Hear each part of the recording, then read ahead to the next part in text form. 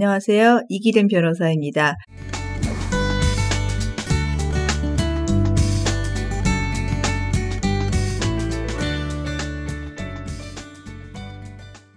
의사록의 작성입니다. 주주총회에서 예정된 의사를 전부 심의한 때에는 의장이 폐회선언을 함으로써 총회는 종료되며 그 내용을 기재한 주주총회 의사록을 작성해야 합니다. 원칙적으로 총회의 진행 책임을 맡은 주주총회 의장에게 작성 의무가 있다고 보아야 할 것이고 궁극적으로는 대표이사에게 그 의무가 있다고 보아야 하겠습니다. 의사록을 작성할 때에는 속기록 또는 녹음 테이프를 참고로 하여 의사 진행의 경과 요령과 그 결과를 기재하고 의장 및 출석 이사가 날인 또는 서명할 수 있도록 해야 하고 의사록은 본점과 지점에 비치해야 하며 주주와 채권자는 영업시간 내에 언제든지 의사록의 열람 또는 등사를 청구할 수 있습니다.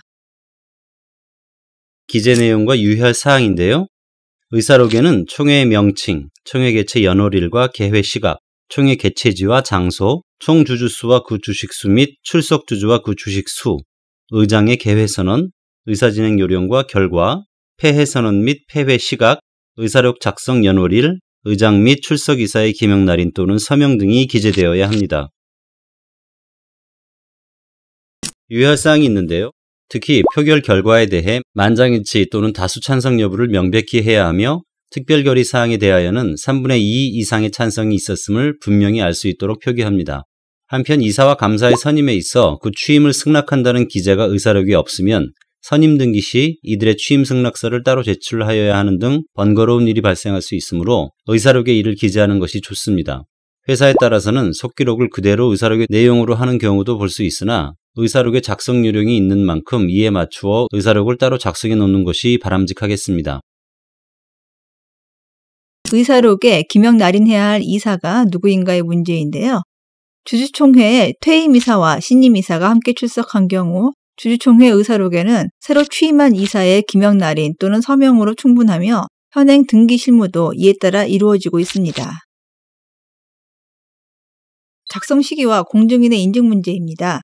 상법이 주주총회 의사록을 본점과 지점에 비치하도록 요구하는 취지를 볼 때 총회 종료 후 지체 없이 작성돼야 하며 등기 신청이 본점 소재지에서 2주간 이내에 해야 하므로 2주간 이내에는 의사록이 작성돼야 하겠습니다. 주주총회에서 결의한 내용이 이사와 감사의 선임, 합병 등과 같은 등기사항인 때에는 등기 신청서에 의사록을 첨부해야 하며 이때 의사록은 공증인의 인증을 받아야 합니다. 공증인은 의사록에 기재된 결의 절차와 내용이 진실에 부합하는가를 확인해야 하며 이를 위해 공증인은 결의 장소에 참석하여 검사하거나 혹은 촉탁인으로부터 의사록의 내용이 진실에 부합하는지에 관하여 진술을 듣고 촉탁인으로 하여금 공증인의 면전에서 의사록의 서명 또는 기명날인을 확인하게 한 후 그 사실을 기재합니다.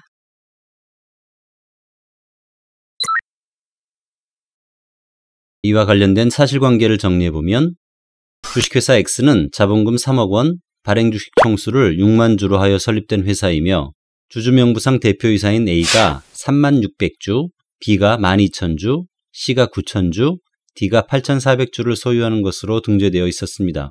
그런데 X회사를 사실상 경영하던 E는 2006년 5월경 A 등이 주식 양도 또는 명의개설에 대한 동의를 하지 않았음에도 불구하고 회사의 주주명부상 A와 C 명의의 주식 합계 39,600주 중 24,000주가 다른 사람에게 이전한 것 등으로 명의개설을 하였습니다.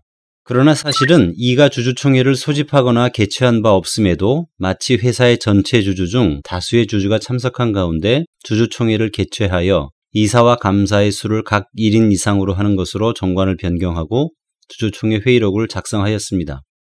한편 Y회사는 2006년 5월경 X회사와 그 소유의 부동산에 관하여 매매계약을 체결하고 그에 기하여 2006년 5월 22일 등기를 이전받았습니다. X회사가 Y회사로부터 부동산을 되돌려받을 수 있는지를 생각해 보시기 바랍니다.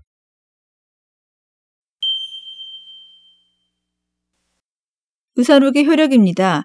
의사록은 주주총회의 성립과 결의에 관한 중요한 증거 자료가 되지만 그것이 유일한 증거이거나 창설적 효력이 발생하는 것은 아닙니다.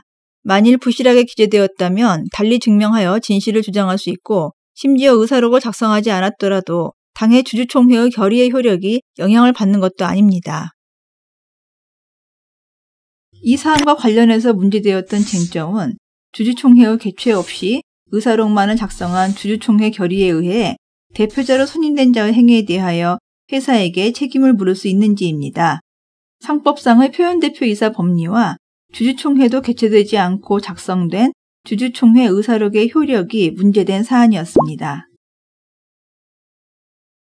이 사안에서 법원은 회사가 표현대표자의 행위에 대하여 책임을 지는 것은 회사가 표현대표자의 명칭 사용을 명시적으로나 묵시적으로 승인함으로써 대표 자격의 외관 현출에 책임이 있는 경우에 한한다고 보면서 권한이 없는 사람이 주주총회 의사록 등을 허위로 작성하여 주주총회 결의 등의 외관을 만들고 이에 터잡아 이사를 선임한 경우에는 그 이사 선임에 관한 주식회사 내부의 의사결정은 존재하지 아니하여 회사가 그 외관의 현출에 관여할 수 없었을 것이므로 회사에 대하여 상법에 의한 표현 대표이사 책임을 물을 수 없고 회사를 적법하게 대표할 권한이 없는 자에 의하여 체결한 이 사건 매매계약은 무효이다라는 판시를 하였습니다. 주주총회 의사록이 창설적인 효력을 갖는 것은 아니라는 점을 전제로 한 판례입니다. 소규모 회사에서 주주총회를 서면 동의, 서면 결의로 개최한 경우입니다. 상법은 2009년 개정으로 자본금 10억 원 미만인 주식회사의 경우에는 주주 전원의 동의가 있을 때 소집 절차 없이 주주총회를 개최할 수 있도록 하였고 서면에 의한 결의로서 주주총회의 결의를 가름할 수 있도록 하였습니다. 또한 결의의 목적사항에 대하여 주주 전원이 서면으로 동의를 한 때에는 서면에 의한 결의가 있는 것으로 봅니다.